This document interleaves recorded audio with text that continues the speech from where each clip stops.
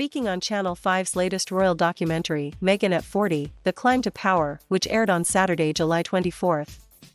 Royal author Tom Quinn explained how Meghan Markle had an unholy scrap with the royal family over what royal name her and Prince Harry could use for their commercial interests, as they attempted to massively capitalize on the royal name in the USA, and have tried to construct a brand after their departure from the royal family. The comments come as Meghan and Harry continue to forge lucrative media deals with Netflix, Apple and Spotify, have set up a media company called Archuel, and have recently announced plans to publish 4 new books in a deal thought to be worth an eye-watering $40 million. Royal expert explained how when the couple went to Canada there seemed to be an unholy scrap over what the Sussexes wanted to be called. Mr. Quinn said, "They wanted to be Sussex Royal. Again, this is an American culture thing coming in via Meghan. She, having crossed the Atlantic, began to think we have got to be a brand. That terrible word that the royal family would always think they're talking about brands, it's awful." He added how the pair wanted to be Sussex Royal in order to put the name on their product. But then they were told they could not be Sussex Royal and they couldn't be HRHs. The royal expert explained, it was the royal family again saying to them because clearly Meghan and Harry clearly hadn't checked. You can't just carry on with the tittles you and when you were working members of the royal family. While royal historian and commentator Ed Owen stressed, any form of commercial venture risked bringing the royal family into disrepute if it didn't fit with the monarchy's remit of public operations back in Britain. Speaking to US Weekly at the start of July, Pauline McLaren, a professor of marketing consumer research at Royal Holloway University, explained how Prince Harry and Meghan Markle have established a competitive brand with their version of royalty that destroys the brand of the royal family. This brand, she says, massively challenges the established royal family brand. As the California-based pair continue to roll out products from books to podcasts, the consumer expert, who wrote Royal Fever, The British Monarchy in Consumer Culture, said, they are taking that forward in the States and in a way challenging the royal family brand.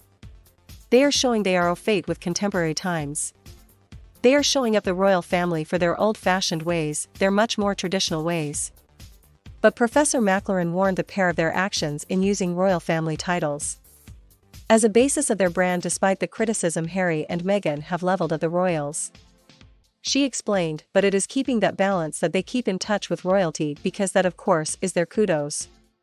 Professor McLaren went on to explain how the Sussexes have established their own brand, with a heavy emphasis on victimhood which has a massive market in the USA. The professor stressed, they have fairly successfully launched their brand as a kind of rebel royal brand. The underdog narrative that they put across is of course a very well-trodden narrative that succeeds very much for brands in contemporary consumer culture. In setting themselves up in the way they have in the US, I think they are repeating that narrative in the way they are both blaming the royals in different ways. There is a sense of victimhood and that they have had to overcome these challenges. Ms. Pearson explained, they have struck a number of deals, we know Netflix, they had a podcast, a deal with Spotify. Meghan has had a children's book released, Harry has taken on a job in mental health at a big startup in Silicon Valley. But in a slapdown of the royal pair, the journalist stressed these ventures pale into insignificance compared to the attention they drew from their time in the royal family. The journalist said, however, none of that will ever have the attention of then work the way their tour of South Africa did, or the way their wedding did. They will not be meeting with heads of state. They will not be having a global platform from which to have a voice. She added how despite having a charitable foundation which could draw more positive attention in a similar vein royal trips did, she warned how so do a lot of celebrities. There is now a way they want have keenly felt the difference between being a celebrity and being a royal.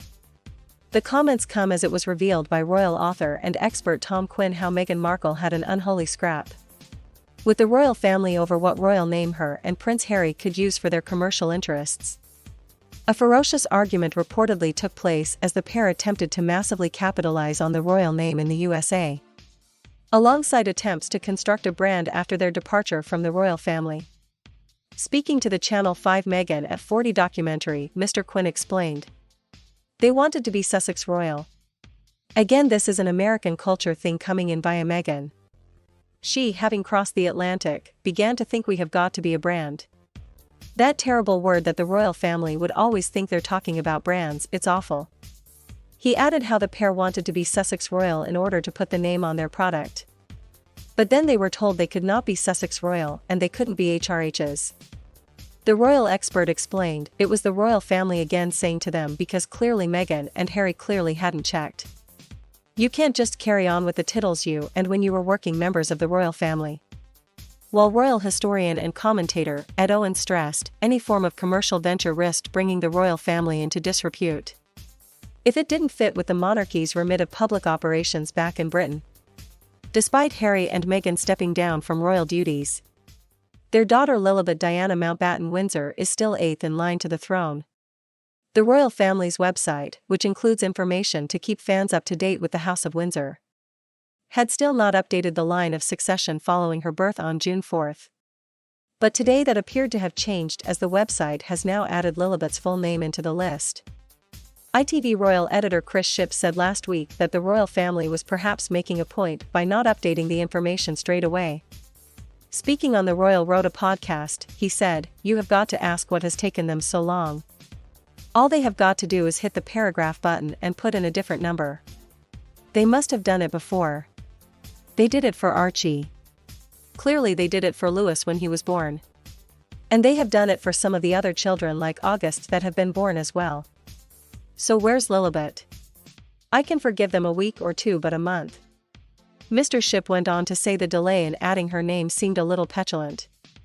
He added, "Is it them saying, 'We will get around to it when ready'? It does feel like to me, maybe, they are making a point." A spokesman for Buckingham Palace responded to his claims to say the royal family website is updated periodically. It was also recently reported that Harry and Meghan wanted to christen Lilibet over in the UK, despite now living in the US. Penny Junor, Harry's biographer, said, "A christening should be a lovely, happy event with people pleased to see each other. If the relationship is as frosty as it is for the foreseeable future, then I can't see it being that type of affair." Their oldest son Archie was baptized at St. George Chapel when he was born in 2019 by the Archbishop of Canterbury. But the Queen did not attend the 2019 Windsor ceremony due to prior commitments.